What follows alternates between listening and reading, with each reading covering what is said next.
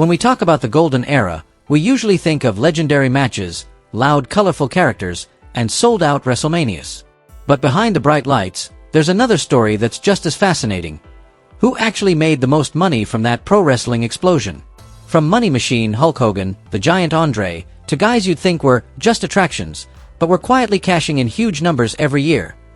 Everyone here is ranked based on their push, spot on the card, leaked payoff numbers, and rare comments from the people involved. Let's crack open the wallet of the Golden Era one more time.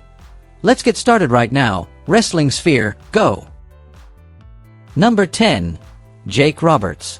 Jake was the kind of wrestler where the second his music hit, the lights dimmed, and that snake bag showed up, the entire arena would get to their feet. He rarely touched the big titles, but he was almost always slotted in the upper half of the card, constantly wrapped up in long-term storylines with the company's top names. No shouting, no over-the-top fireworks. Jake walked to the ring slowly, eyes heavy and predatory, like a hunter closing in on his prey, and the crowd hung on every second. What made Jake such a rare commodity of the Golden Era was how he used words and silence.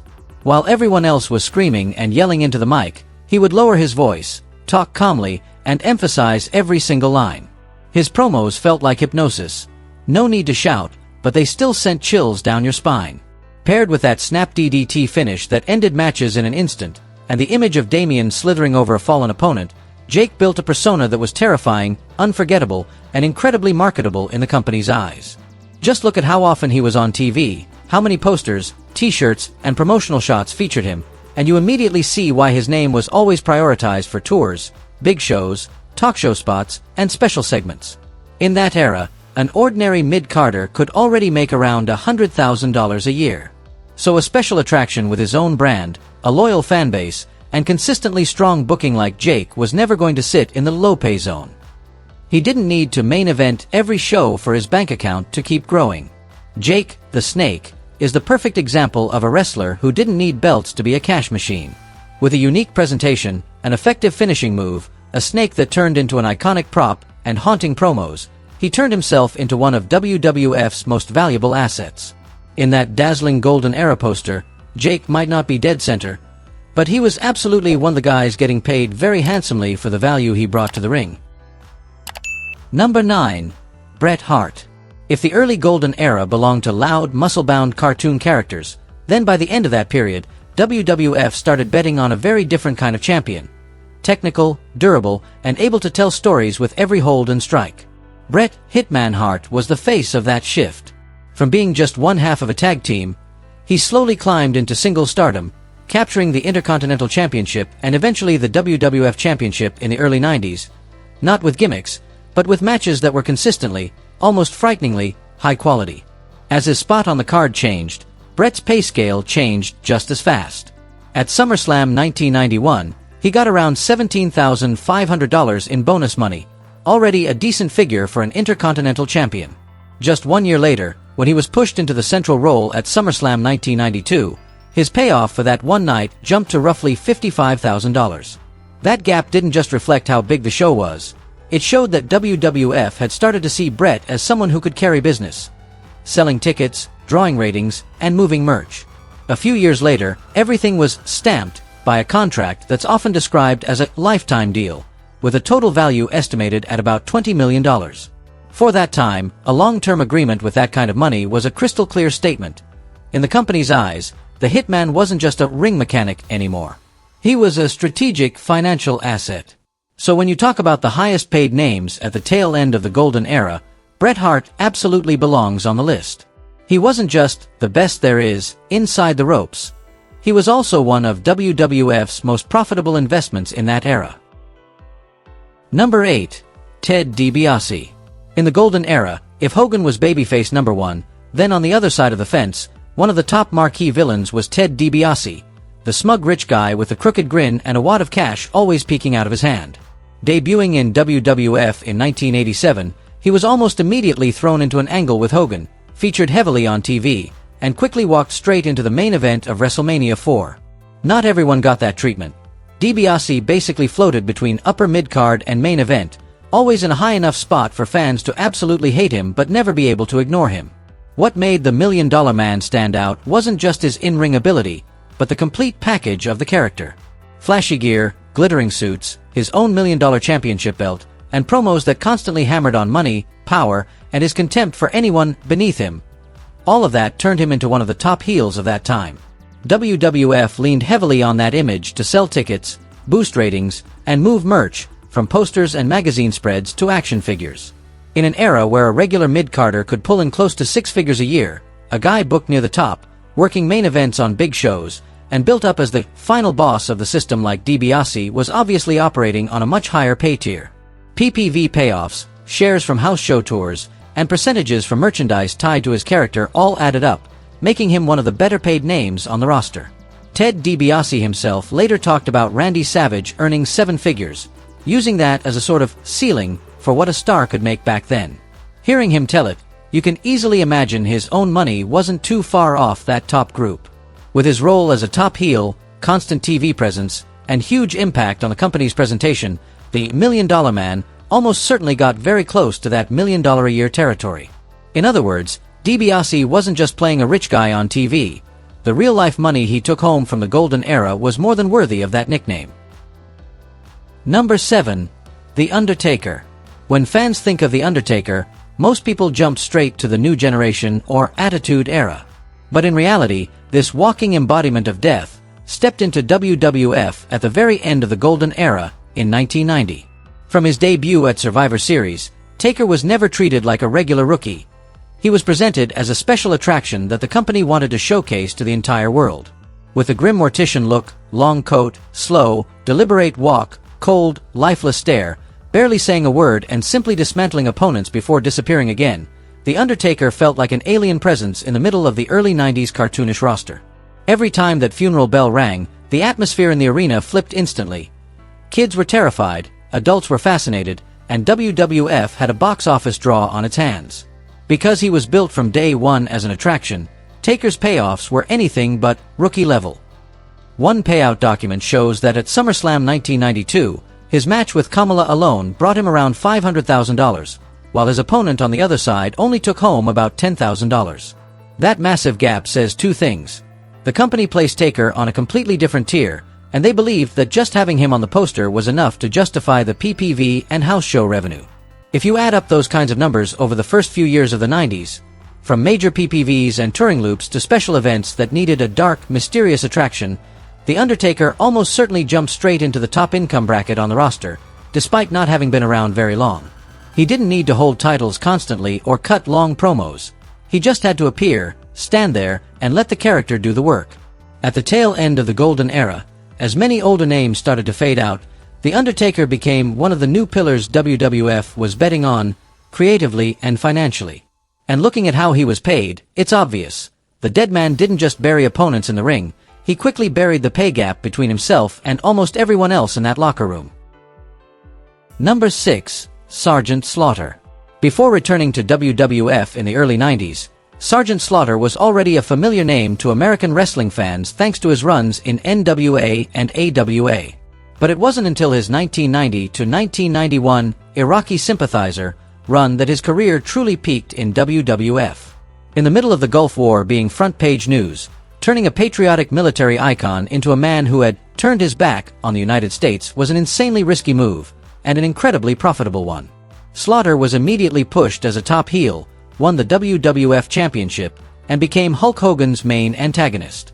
Everything was designed to culminate at WrestleMania 7, where he walked into the main event against Hogan in a storyline dripping with themes of patriotism and betrayal, drawing massive attention from both the media and the audience. In that kind of spot, payoffs from PPVs, house shows, and promotional appearances were never going to look like a regular mid-Carter's check. What really set Slaughter apart from many of his peers, though, was becoming an official character in the G.I. Joe toy franchise. He wasn't just on the wrestling shows. He was in cartoons, comic books, TV commercials, action figures, and more. That meant on top of his WWF salary and bonuses, Slaughter was pulling in a substantial amount from licensing and deals tied to G.I. Joe. When you combine all of that during his peak period, WWF champion, top heel in a red-hot storyline, and the face of a giant toy brand, it's easy to see why Sergeant Slaughter landed in the upper tier of Golden Era moneymakers. He wasn't just playing a traitorous soldier on TV. He was also one of the company's most lucrative revenue engines during that time. Number 5. Roddy Piper. If Hogan was the all-American hero of the early Golden Era, then Roddy Piper was the nightmare that Hero had to overcome. Piper didn't need a bodybuilder frame or a statue-like physique. What made him the number one heel of that era was his razor-sharp mouth and chaotic, unpredictable energy no one else could match. The moment his music hit and he came out in a kilt, bag in hand, with that defiant stare, the crowd booed like crazy while secretly dying to see what kind of trouble he'd stir up next. Right from WrestleMania I, Piper was placed as high as it gets, the main event with Hogan and Mr. T. The whole wrestling superstar, Hollywood celebrity, wild Scottish thug dynamic created enormous buzz and made Piper the perfect foil to the company's poster boy. In that role, his PPV payoffs, house show earnings, and promotional money were never going to be average. A top heel means top pay, because without a truly hated villain, the hero doesn't sell tickets. Unlike many colleagues who relied solely on in-ring work, Piper also broke into film and mainstream media. Starring in a 1988 sci-fi action movie and making multiple appearances on TV and radio gave him a solid income stream outside of wrestling. The rowdy persona, brash, witty, always spoiling for a fight, was used to the fullest across every platform, from the ring to the screen. When you total it all up, base pay, PPV percentages, touring money, plus a healthy chunk for movies and media work, it's no surprise Roddy Piper firmly sits among the top earners of the Golden Era. He wasn't just the guy constantly riling up the audience on TV. He was one of the most dangerous golden geese WWF ever had when it came to bringing in serious money. Number 4. The Ultimate Warrior. Among all the names WWF ever gambled on to be Hulk Hogan's successor, none exploded with the same sheer intensity as the Ultimate Warrior. From the moment his music hit, he'd sprint to the ring like a launched missile, hair flying, face painted like a warlord, shaking the ropes so violently you thought they might snap. He didn't need long promos. Just look at the crowd's wild reaction, especially the kids, and you could tell exactly how high the company's hopes were for him. The peak of that rocket push was WrestleMania 6. It wasn't just a title match, it was a symbolic passing of the torch moment. Hogan, the iconic champion of the Golden Era, versus Warrior, the new, high-octane face of the future.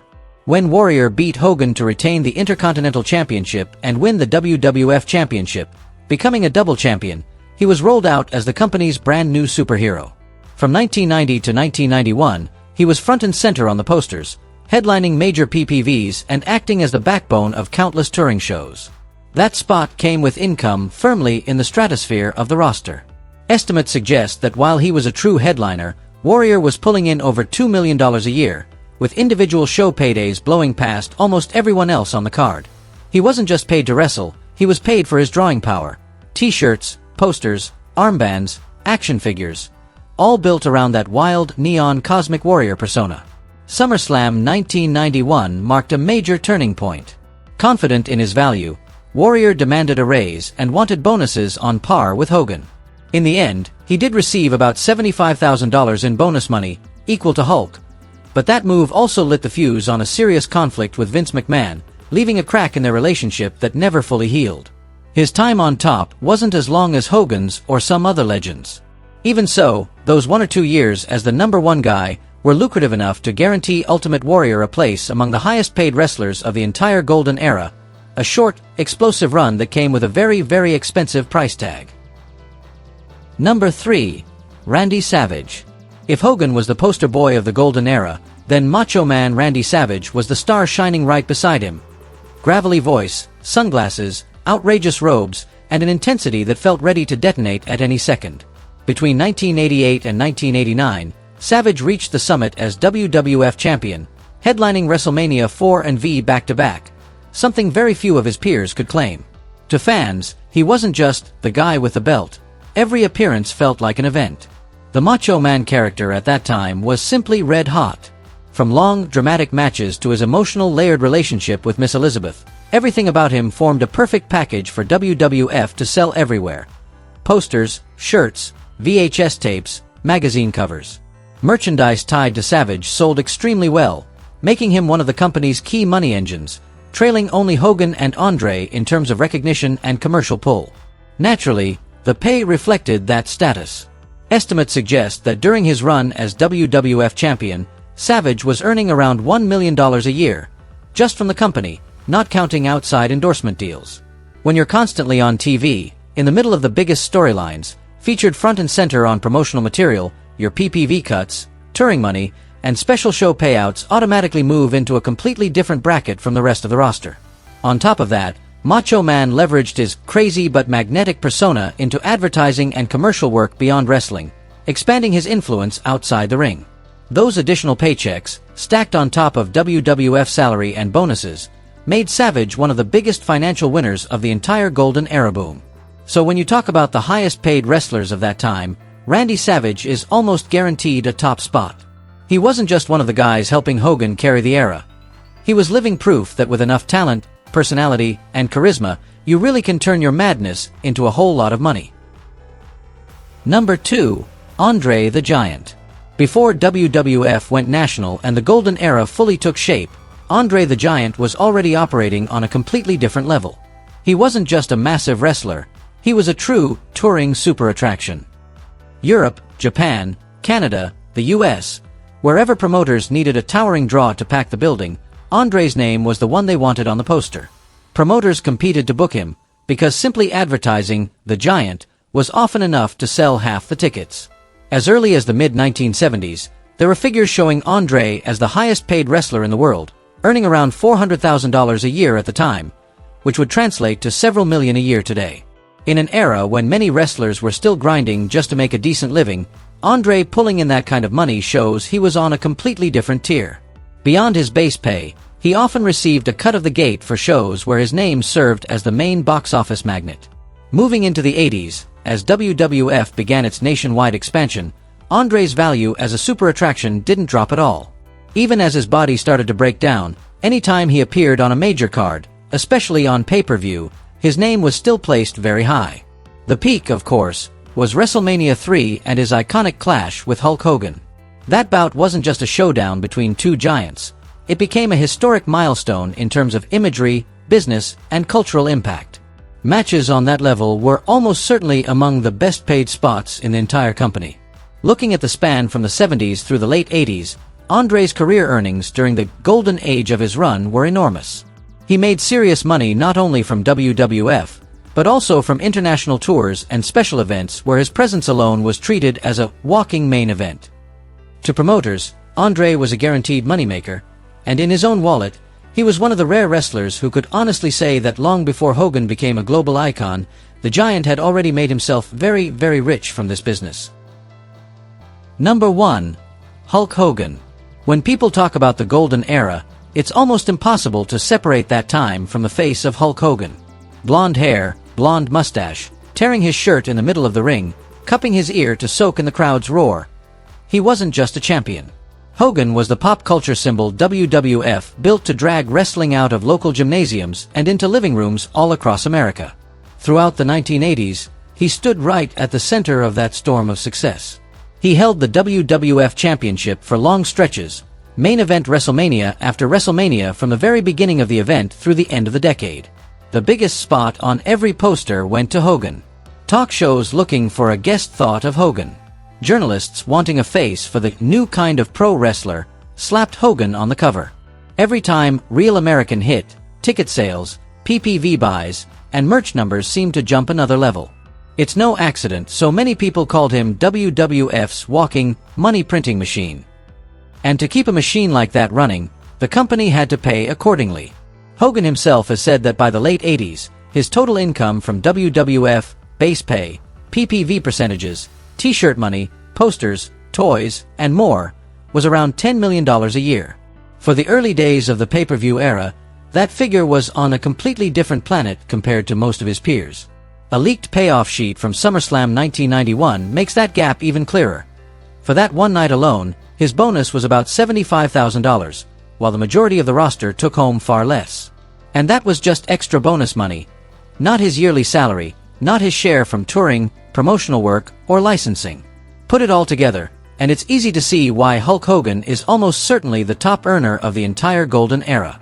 He was the ticket seller, the ratings magnet, the centerpiece of the whole commercial machine called WWF. If the Golden Era was an empire, then financially, Hogan was its true king. WWF has never released full contract details, so the rankings from spots 5 to 10 on today's list are still educated guesses. But they're grounded ones, based on how hard each guy was pushed, their place on the card, leaked payoff sheets, Guinness Book data, and stories the legends themselves have told in interviews. Of course, there were plenty of other names making serious money in this era, like Ric Flair, Dusty Rhodes and more. But most of their big earnings came from NWA/WCW rather than WWF, so we've left them out for now. Who else do you think deserves a place in this top tier? Drop your picks in the comments, hit like, subscribe to Wrestling Sphere, and ring the bell so you don't miss any of our next deep dives into wrestling's money game.